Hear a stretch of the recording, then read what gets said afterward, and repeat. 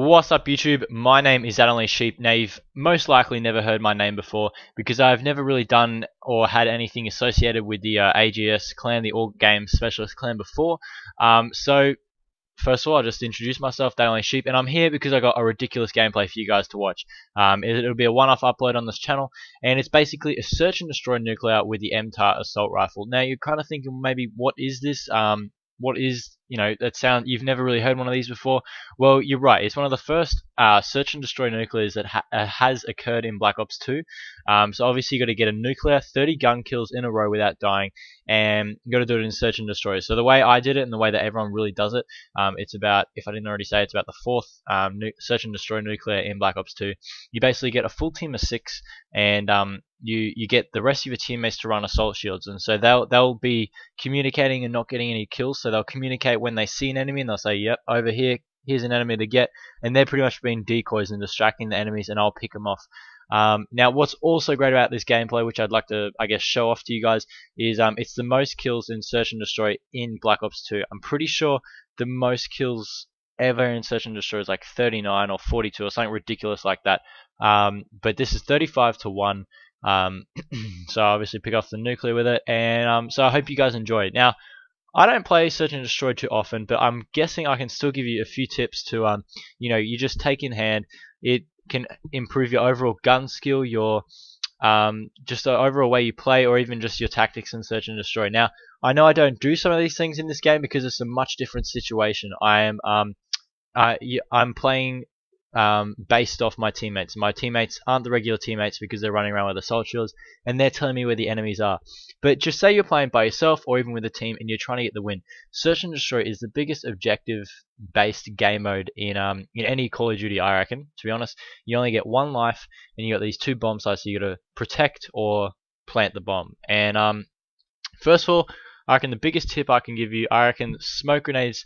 I usually always use them, even in other game modes, or at least I did used to. They can just help you out so much when you're trying to go for that objective play. If you want to get that rush route at the start of your round, but you can't get there because you got to run across an open area, use a smoke grenade to cover your route. If you want to go and plant the bomb, and you've got the bomb and you want to go and plant it, put the smoke grenade down at the plant site and go and plant it nice and safely. It works a treat. Once you use it for a while and you learn how to do it, it just works a treat. Now also, in search and destroy, I reckon if you're not trying to rush around and go kill whore, you're just trying to play objective, use an assault rifle. Assault rifles of recently with these patches in Black Ops 2 have been buffed by the patches, and some machine guns have been nerfed to get a bit, which emphasizes the fact that you should use an assault rifle. But when you're playing a bit more passive in search and destroy, you want to be able to, you want to know where the enemies are going to be, or you want to predict where they want to be. You're thinking, oh, they might be around this corner. Use an assault rifle so you can sorry, so you can have it already aimed down sights. You're a fair distance away from them, so you're ready to pick them off one by one. There's a couple good tips, and I hope you use those tips to your advantage.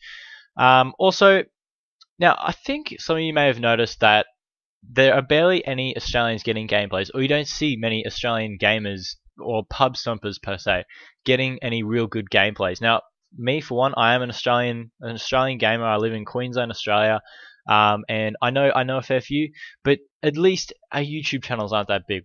I know one with maybe 3,000 subscribers, who's maybe the biggest.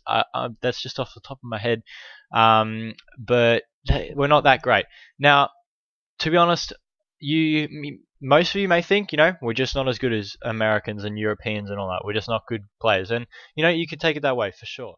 But if you look more closely and you just look at the lobbies. When you look at Australian gameplays, you go back and look some of mine, if you want to, or you go and look at some other Australian gameplays compared to the American lobbies and the European lobbies. I think you just look at the level of players, or look at even the way the enemies, the level that they are, the way that they play. You can just, for some reason, they look much worse. I'm not trying to put excuses up, but if you do a bit of investigation and look, for some reason, I just feel that Australian lobbies aren't good enough, aren't up to a higher standard, and that's just a little chat to basically tell you why maybe I think that Australians aren't producing enough good gameplay. But another reason is I definitely know that there's a lot less Australian YouTubers trying to do stuff and all that. So that's just my little chat. Hope you enjoyed the tips. And that's the gameplay here today, guys. That was my little chat about Australians versus the world, pretty much.